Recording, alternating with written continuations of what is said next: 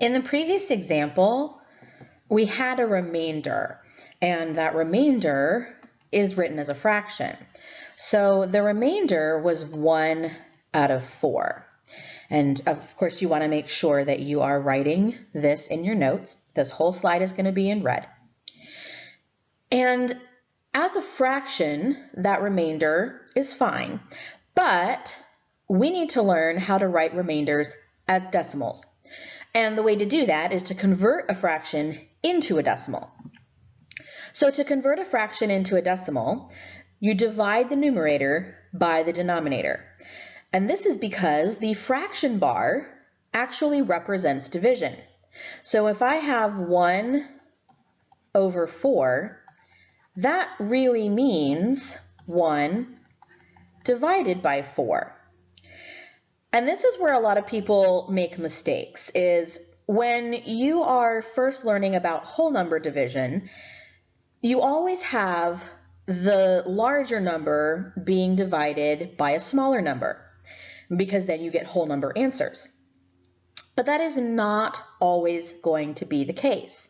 In this case, we actually have the smaller number being divided by a larger number.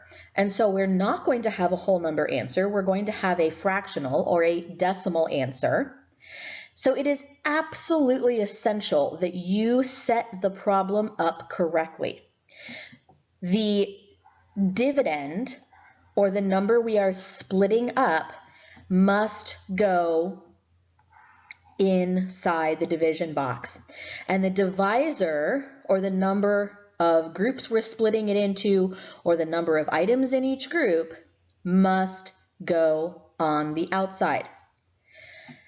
Because this is not going to be a whole number answer, because I cannot fit 4 into 1 a whole number of times, I need to turn this into a decimal problem. I can't fit 4 into 1 a whole number of times, but I can fit 4 into 1 a fraction or a decimal amount of times. So if I, instead of thinking about this as 1, if I use placeholders to think about this as the number 10, well, then I can ask myself, how many times can I fit 4 into 10? And of course, the answer is 2. And I perform normal division. 2 times 4 is 8, and I can subtract, and I get 2 left. Well, again, I cannot fit 4 into 2 a whole number of times. So instead, I put another placeholder in. I bring that down, and I say, okay, well, what about 20? Instead of 2, what about 20? Well, I can have 4 goes into 25 times, and so 5 times 4 is 20. And now I have no remainders. So the fraction 1/4 is equal to 25 hundredths. That is how you turn a fraction into a decimal. You divide the numerator by the denominator. And if you do that, then you have your decimal. Now, this isn't something that you want to do a separate part of the problem, right? If you have a division problem, you want to do all of it in one step. So you don't want to get your answer, let's see, you don't want to get your answer, which was 4, because it was 17. So your answer here, 17 divided by 4, was 4 1/4. Well, you don't want to do the first part of the problem to get the whole number answer, and then have to do a separate problem to get your decimal answer. So what we are going to do is we're going to combine these two steps together. That is how decimal division works. And in order to do that, there are some rules you have to follow. But essentially, this is what we're doing. We are taking a 2-part process and putting it together into one process.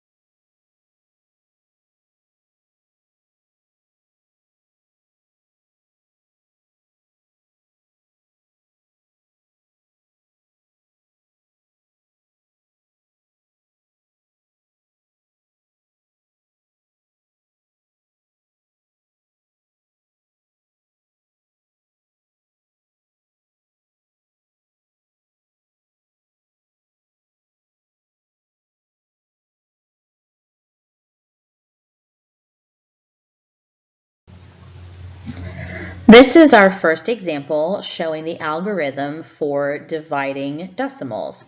The first step here is to write the problem correctly. Well, I need to write the dividend in the box. The dividend is our first number, so we have 29 and 93 hundredths.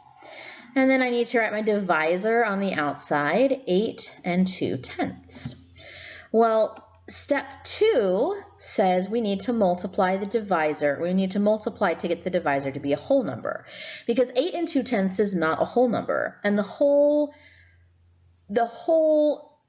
point behind decimal division, like the key to decimal division, is remembering that you must divide by a whole number. That divisor must be a whole number. Well, the easiest way for me to get 8 and 2 tenths to be a whole number is to multiply by a power of 10. So if I do 8 and 2 tenths times 10, then I get 82. That is a whole number.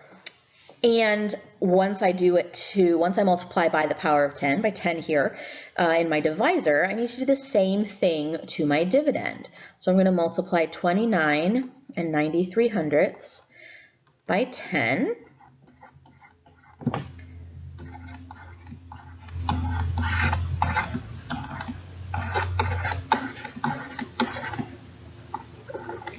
And I get 299 and 3 tenths. Then I need to rewrite my problem with my new numbers. So now I have 299 and 3 tenths divided by 82. And so now I can just divide normally, and I know that 8 times 4 is 32, and 8 times 3 is 24. So, sorry, skipped a step, don't skip the step. Write the decimal on the quotient line directly above where it is in the problem. Very, very important. Otherwise, you'll forget to do it, or you'll put it in the wrong place, and we just don't want that. So now I know 8 times 4 is 32, that's too much. 8 times 3 is 24, so I'm going to try 3.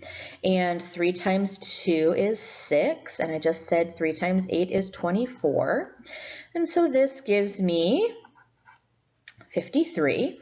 Of course, I want to use that 3 tenths. And 82, let's see, 8 times 7 is 56, but 8 times 6 is 48. So I'm going to use a 6 here. 6 times 2 is 12.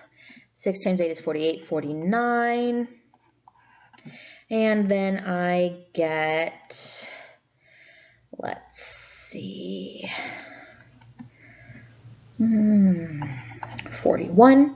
Now, with decimal division, that last step there, well, the second to last step, or the ending steps, say to add the zeros if necessary. And what that means is we can create new place values. You can add zeros forever, really, as long as you need to, so that you can continue dividing until you either don't have a remainder or you've reached the decimal spot that the problem tells you, because sometimes the problem will tell you to round to the tenths, or round to the hundredths, or to the thousandths. And if that happens, then you can do your division to that point. So now I'm going to look at 410. Well, 8 times 5 is 40, and I think that's going to be too much. So I could be wrong. Let me try and do that. Well, let's try 5. 5 might be okay, because 82 is pretty small. So 5 times 2 is 10. Oh yes, this is going to be fine. 8 times 5 is 40, 41, and now I don't need any more of those zeros. So my quotient, if I want to know what is 29 and 93 hundredths divided by 8 and 2 tenths, then I get 3 and 65 thousandths. If you have any questions about that, please make sure you ask. And now we have example 2. We're going to follow the same steps. First, we are going to write the problem and set that up. So my dividend goes in my division box, 4 and 875 thousandths. Let me write that correctly. And my divisor goes outside my division box, 1 and 3/10. I must have a whole number divisor. It doesn't matter about my dividend. My dividend can have a decimal wherever it is, and that's completely irrelevant. What I have to have is a whole number divisor. Well, 1 and 3/10 is not a whole number. So I need to find what I can multiply 1 and 3/10 by to give me a whole number. Well, the easiest thing to do is to just use a power of 10. So if I do 1 and 3/10 times 10,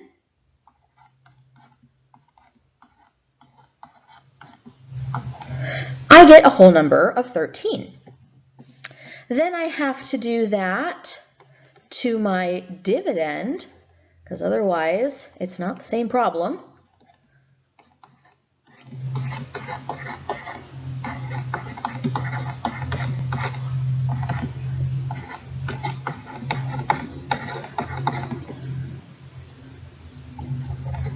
And I get 48 and 75 hundredths. Now I need to rewrite my problem with the new numbers.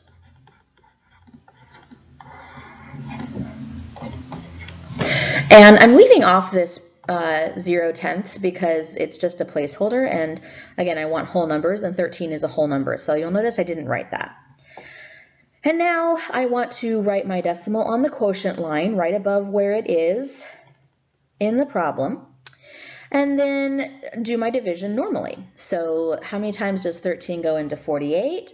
Well, it goes in 13 times 3, 10, 20, 30, and then that'd be 39. So we'll do 3 times, and then I subtract, and I have 9, and 13 into 97. Well, I know 13 times 10, so 13 times 9, 9 times 3 is 27, and that's going to be too much. 8 is 24, that's going to be too much. So let me try 7. 7 times 3 is 21. 7 times 1 is 7, and then 8, 9. There we go. And then subtract. And let's see. 10, 20, 30, 40, 50, 60. 6 would be too much. So let's try 5. 5 times 3 is 15. 5 times 1 is 5, plus 1 is 6. And then I don't have to go any further because I have no more remainders. So after I make sure my whole number, my divisor is a whole number, 4 and 875 thousandths divided by 1 and 3/10 is 3 and 75 hundredths. If you have any questions, please make sure that you come and ask.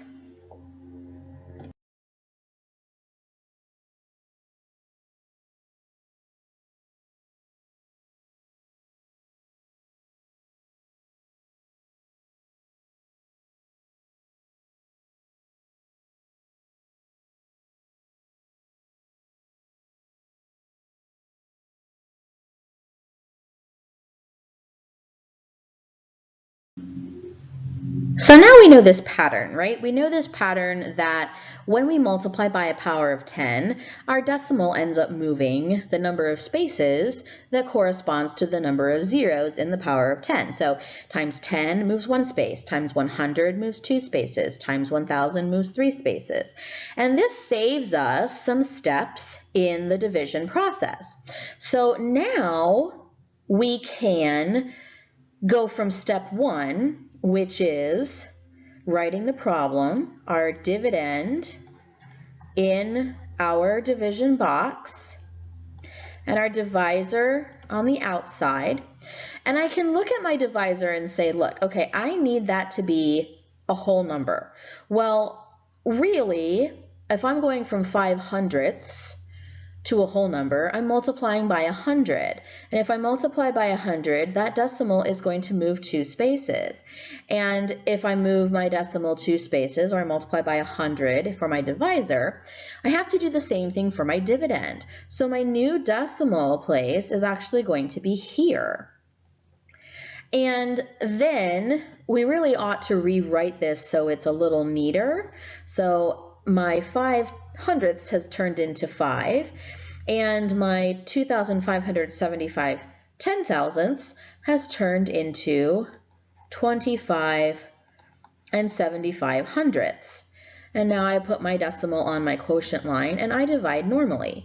Well, 5 times 5 is 25. And there are no, oops, that should be a 7, and there's a 1, and 5. So